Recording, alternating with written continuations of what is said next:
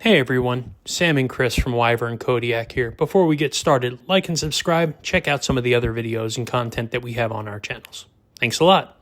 Hey everyone, Sam at Wyvern Kodiak. I am checking out the Curtis Knives F3 production version made by Tuya knife. Now this is going to look pretty familiar for those that are familiar with Curtis Knives because Curtis Knives already makes an F3. He's a custom maker. Now, Curtis Knives used to be out of Indiana. Now they are out of Michigan. And this is the production version that they created with Tuya knife. So let's take a look around on this thing. So beautiful titanium scales, big flipper, very aggressive jimping on here, blade hole. And the ever so popular and familiar pivot system that Curtis Knives is known for. This is called a spot pivot, by the way. The spot pivot is a stop pin over travel is what it stands for. It's a large diameter pivot with an integrated stop pin, and it prevents over travel to improve lock bar stabilization. Has a titanium backspacer with some, this isn't jimping, this is really just a mill pattern in it. Wrap around over there. Same milling pattern on the pivot on this side. Lock bar relief cut, milled titanium pocket clip, and it is deep pocket, deep carry on that. So very, very cool. So let's take a look at this thing. Let's open it up. We'll go with the flipper tab, which has a little jimping on it, which is appreciated. And it flies right open. Really, really nice on that. Look at that belt satin on that. Nice swedge on this drop point. This is a flat grind. Some beautiful hand satining on the flats here. Really, really nice. Jimping on this thing is like sawtooth. You can see that. Really cool. Very sawtooth-like. I mean, I'm not going anywhere on this thing, and not without taking some skin with it. That's crazy. This is very, very sharp jimping. Love, love it. Little lanyard hole for those of you that are into that. Not sure that this one's going to need it, but it is what it is. M390 on the blade. Really beautiful job on this. And it looks just like the normal custom F3. Very, very cool. So specs on this knife, overall on it's 7.75, sorry, 3.5 inches on the blade, and the weight comes in at 4.5 ounces. Let's do some size comparisons real quick. I'm going to use knives that most people in the community will be familiar with. This is a Demko 80-20.5, and this is a Demko Shark Cub. And the Curtis is a little bit bigger than the 80-20.5, much bigger than the Shark Cub. And then we will look at a Benchmade Bug Out. And we will look at a Vosteed Porcupine. And again, the Curtis is a little bit bigger than both of these.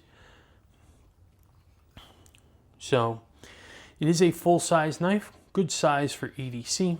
Let's check ergos. Ergos in hand, 4-finger grip, plenty of room on the handle, no problem. I have double XL hands, comfortable. No pinch points, no hot spots. I will say it is a little blocky, but it is not creating any problems for me. So they do, you look right here, you can see it. They do do a little bit of chamfering on the edge here to round it out so it's not sharp. So it is comfortable here, but it is a big handle. Choke up here into the choil. Very, very comfortable. Again, this would be home for me. I know this is where I'm going to lock in. And again, no problems whatsoever. You can definitely do whatever you need here. You can pinch grip this thing and get to work on this. Do some cuts around boxes, anything like that. A lot of going on for the ergonomics on this knife. beautiful lock bar access. I mean, look how much access you have here. I mean, days of access here. Beautiful little edge right here on there. Maybe a little bit of milling over here would have been nice, but not necessary because there's just so much room. So really, really nice job right there. And I'm digging this a lot. So let's check access. Action. It is on bearings. Yeah, it is on bearings. And before we do that, let me check something real quick here. It is an internal stop pin on this. So action. It is so beautiful. Look at this. It just, I'm not even really one little shake. There we go. But if you just let the weight of the blade kind of take over, it's a small little shimmy, and then beautiful. Absolutely fantastic. Flipper works fantastic as well.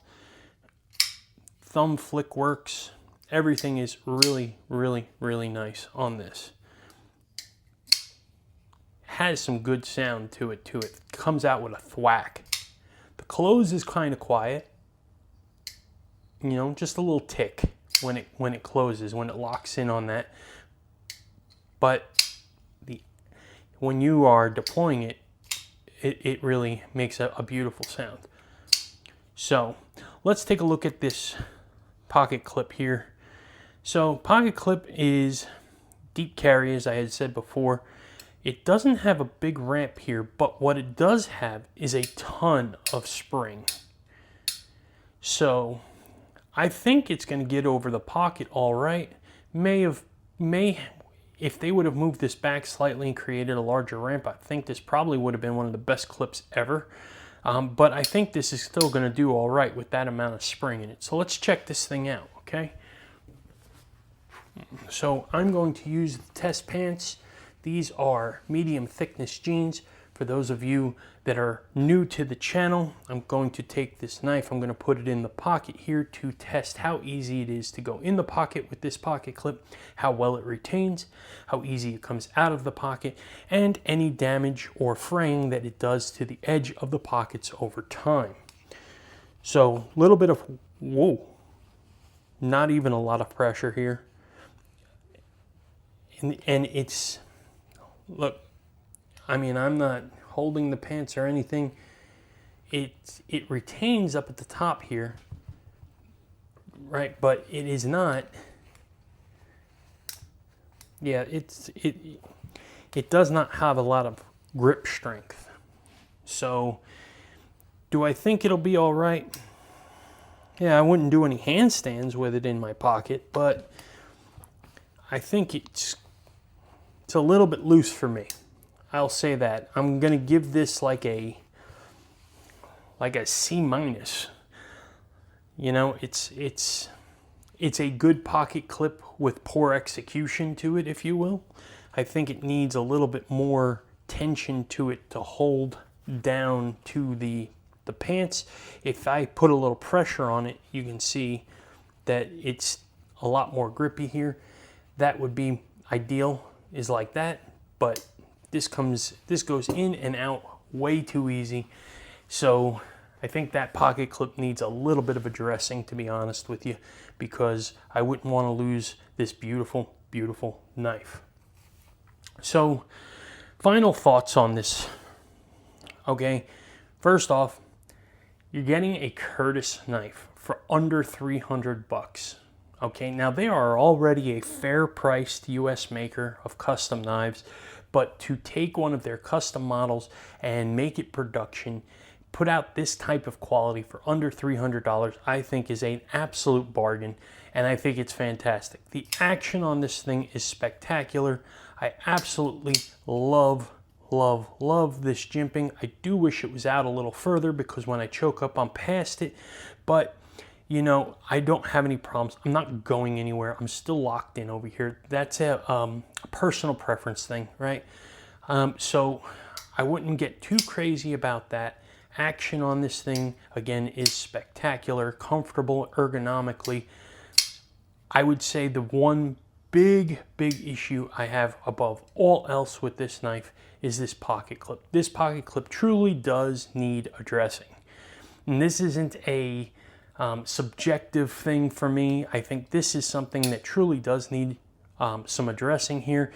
If they could maybe thicken this up and bring it back a little bit so that there's not quite as much spring in here, it would bring some tension into the pocket clip a little bit, and that would create some more hold in the pockets, because this thing goes in and out just far too easily.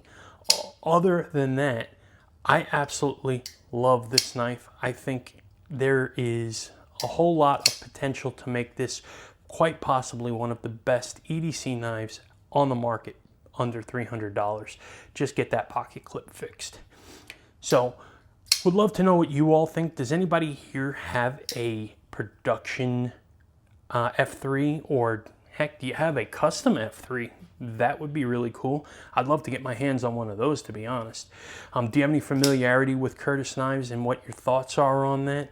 And, you know, just drop a comment. Let me know what you think on this. Also, do me a favor and like and subscribe on this video and our channel. And join us Wednesday nights live in the Dragon's Lair for our YouTube live show. We love to hang out, talk about knives and EDC and design and whatever else seems to come out. And we usually have pretty fun guests on the channel with us, and we hang out for a few hours and just have some fun. Check out our Instagram at Wyvern Kodiak. Give us a follow over there. And yeah, so it's about all I got for you today. So I hope everybody had a fantastic weekend. I hope everybody enjoyed this video. Appreciate everyone, and you all have a great day.